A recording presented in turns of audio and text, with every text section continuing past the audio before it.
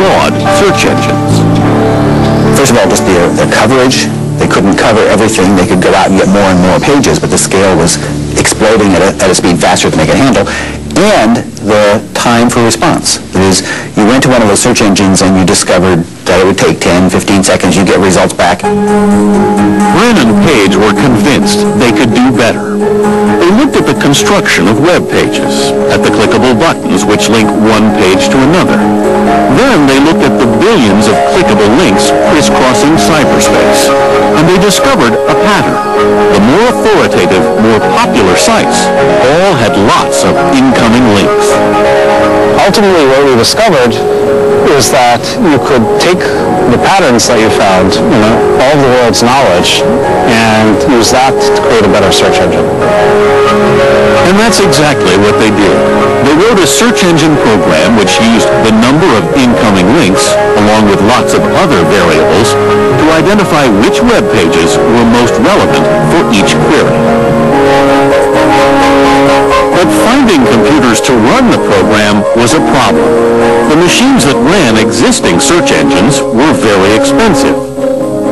So they had to figure out how to make do with what they had, which was a lot of personal computers, cheap stuff that was laying around. And they were able to go and put these things together. They took a bunch of computer hard drives and slaved them together. To save money, they built a cabinet out of children's Legos. After months of tweaking, they were finally ready to take their engine out for a trial run. We put up an initial very simple prototype at Stanford. It was actually originally the project was called Backrub. Pretty soon after that, the next generation we called Google. Google sent a bunch of cyber explorers called spiders or robots out onto the World Wide Web to forage for information. Each time they found a new web page, they copied it and sent it back to Brin and Page's computers. By 1998, they had stored 25 million pages. At the time, search engines were not widely used, so some website owners were incensed at the intrusion. There was one guy who was an artist in Singapore, actually, who had a site. It was public. It was open on the web. Anybody could go and get things. It wasn't that it was being held private.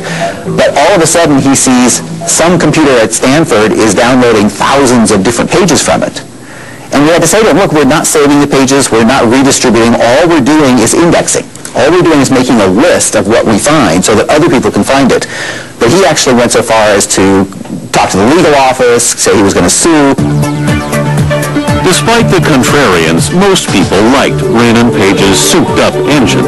It not only gave relevant results, it was also a lot faster than the search engines using the expensive computers.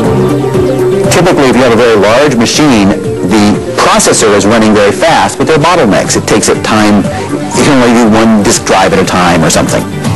What they realized is if you can figure out a way to get a lot of small machines working together on the search problem, that you don't have the same bottlenecks. Brin and Page became obsessed with speed, doing everything they could to shave tenths and hundredths of a second off their search times. And they realized that if they could bring that time factor down to a second or less, that people would use search in a totally different way.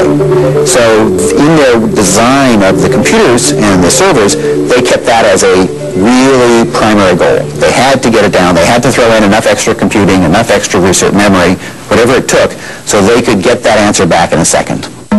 Everyone who tried Google liked it.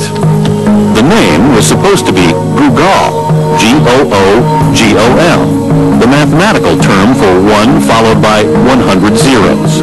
But, well, it was before the Google spell checker existed. Let's say that. Soon, the number of queries on Google became more than Brin and Page's computers could handle. Encouraged by the reception Google got at Stanford, Brin and Page began looking for partners who wanted to license their technology. Larry has always been motivated, and Sergey too, really, by wanting to do something that's useful for the world. They both grew up in academic families. Making a lot of money wasn't what was important. It was learning, knowledge, teaching. And I think from the beginning, there wasn't a drive of what's the most profitable thing to do.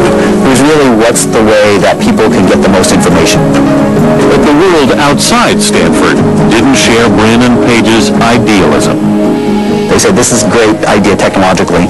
But from a business point of view at that time, the wisdom was search engines weren't where it was at. They were a technical thing. They were going to be part of the woodwork, part of the infrastructure. In other words, you couldn't make money off of them. The big internet moneymakers were all portals, sites with lots of services and advertising, like Yahoo and America Online. Unable to license their invention, the two young search engineers went looking for investors to start their own company. They found Andy Bechtolsheim, founder of Sun Computing. Andy whipped out his checkbook and on the hood of his car wrote a check to Larry and Sergey for $100,000 and said, well, what do I write it out? What do I make the check out to? And they said, well, we're thinking of calling the project Google, so we wrote it out to Google, and that forced them to incorporate. Putting their PhD plans on hold, Brin and Page set up shop in a friend's home.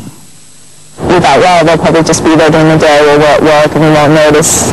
But they're actually there 24 hours a day, all the time. As Page and Brin toiled, the number of queries rose to 10,000 a day, and the press began to take notice. Articles praising Google appeared in newspapers and magazines. PC Magazine named Google one of its top 100 websites.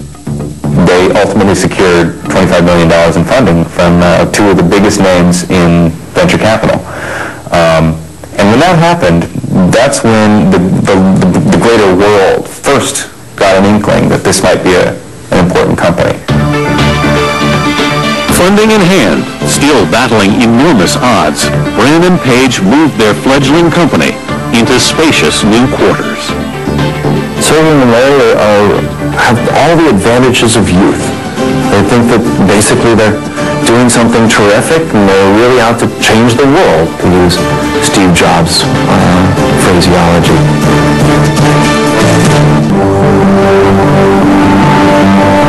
In 1999, one-year-old Google had 39 employees and was receiving 3 million queries a day. A year later, queries were up to 60 million a day.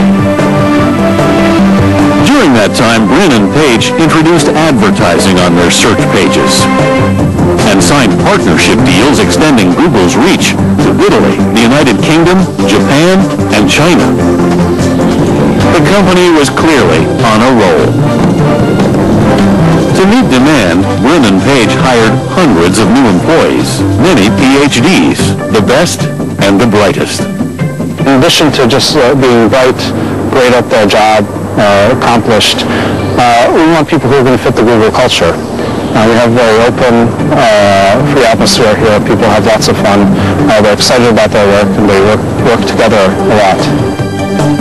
Part think tank, part playground. Google's headquarters were a reflection of that culture.